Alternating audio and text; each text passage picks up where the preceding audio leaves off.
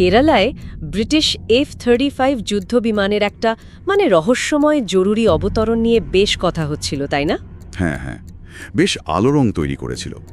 বিশ্বের অন্যতম সেরা, যাকে বলে প্রায় অদৃশ্য একটা বিমান। সেটাই। হঠাৎ করে ভারতের মাটিতে, সরকারিভাবে তো বলা হলো ফুয়েল কম, হাইড্রোলিক্সে সমস্যা। কিন্তু জল্পনাটা অন্য জায়গায়। এর পেছনে কি আরও কিছু ছিল? আমেরিকা কি কোনোভাবে ভারতকে পরখ করতে চাইছিল? ঠিক এই প্রশ্নগুলো নিয়েই কিন্তু আজকের আলোচনা। আমাদের হাতে একটা বেশ ইন্টারেস্টিং লেখা আছে, F-35B ভারতের আকাশের রহস্যময় অবতরণ, সেটাও এই দিকগুলোই তুলে ধরছে। একদম। তো আজ আমরা চেষ্টা করব এর গভীরে যেতে। ঠিক কি ঘটেছিল সেদিন। ভারতের যে নতুন সিস্টেমটার কথা বলা হচ্ছে, IACCS, সেটার ভূমিকা কি? হ্যাঁ, আর ওই অপারেশন সিন্দুরের ব্যাপারটা কি, আর অবশ্যই এর আন্তর্জাতিক প্রভাব কি হতে পারে সেটাও দেখব। চলুন তাহলে শুরু করা যাক।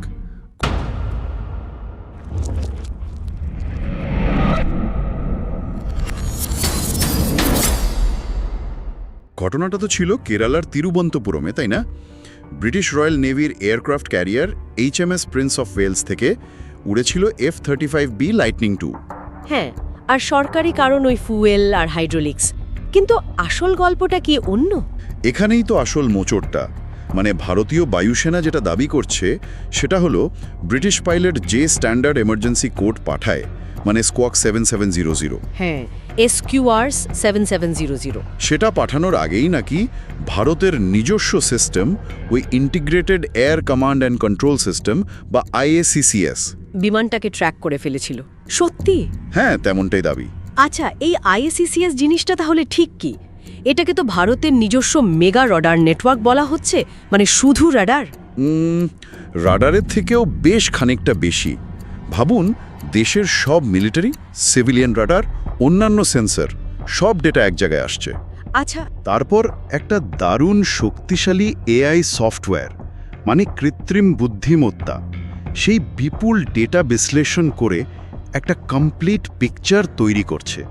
আর ইন্টারেস্টিং ব্যাপার হলো F-35 এর মতো স্টিলথ বিমান, যেটা সাধারণ রাডারে ধরা পড়ার কথা না।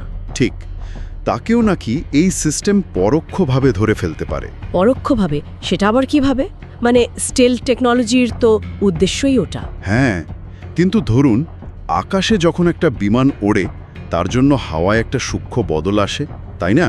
একটা শূন্য স্থান বা ডিস্টারবেন্স তৈরি হয়। হ্যাঁ, হয়তো। সেটা বিশ্লেষণ করে, অথবা খুব লো ফ্রিকোয়েন্সি রাডার যার সিগন্যাল স্টিলথ পুরোপুরি ব্লক করতে পারে না, সেই দুর্বল সিগন্যালগুলো মিলিয়ে একটা লোকেশন বের করে।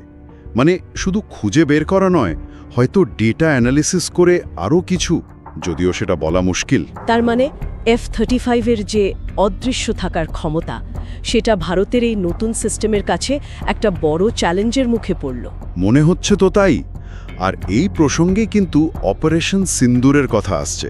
হ্যাঁ, ওটা কি? শোনা যাচ্ছে সম্প্রতি অপারেশন সিন্দুরের সময় ভারত নাকি পাকিস্তানের ভেতরে থাকা চীনের তৈরি HQ-9, HQ-16 missile system, surface two air missile, হ্যাঁ, আর তুরস্কের ড্রোন টেকনোলজিকেও এই IACCS ব্যবহার করেই নাকাম বা ব্যর্থ করে দিয়েছিল। ওহ, তার এই সাফল্যটা পশ্চিমী দেশগুলো, বিশেষ করে আমেরিকাকে ভাবিয়েছে? অবশ্যই। হতেই পারে যে তারা দেখতে চেয়েছিল তাদের সেরা বাজি F-35 সেটা ভারতের এই ডিফেন্স সিস্টেম ভেদ করতে পারে কিনা।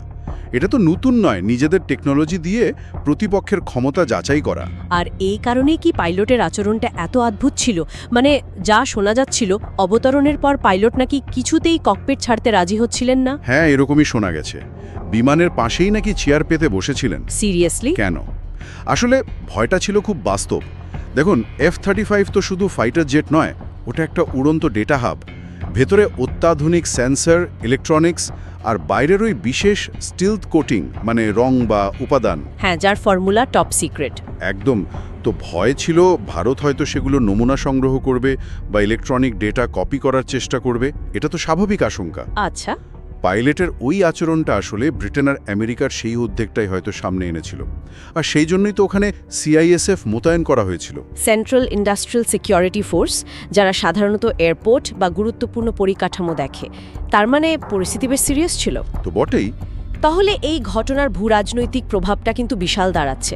মানে ভারত যদি সত্যি F-35কে ট্র্যাক করতে পারে, তাহলে আমেরিকার যে $1 ট্রিলিয়ন প্রোগ্রাম, তার মূল আকর্ষণ ওই অদৃশ্যতা, সেটাই তো প্রশ্নের মুখে পড়ে গেল। একেবারে। আর এর প্রভাব শুধু আমেরিকার ওপর নয়, ব্রিটেন, জাপান, ইসরায়েল, যারা এই বিমান ব্যবহার করে, তাদের সবার উপর পড়বে। হ্যাঁ। আর অন্যদিকে চীন, রাশিয়ার মতো দেশগুলো তো নতুন করে হিসেব কষবে। মানে লকহিড মার্টিন তো দাবি করে এটা সবচেয়ে মারাত্মক, নিরাপদ ও সংযুক্ত বিমান। কিন্তু কেরালায় সামান্য হাইড্রোলিক সমস্যাতেই অচল হয়ে গেল, ভারতের রাডারে ধরা পড়ল। মানে দাবিটার সঙ্গে তো মিলছে না ঠিক। সেটাই। আর বিমানটা সারাতে 2 দিন লেগে গেল। সমস্যাটা কি শুধু হাইড্রোলিক লিক ছিল, নাকি আরও জটিল কিছু?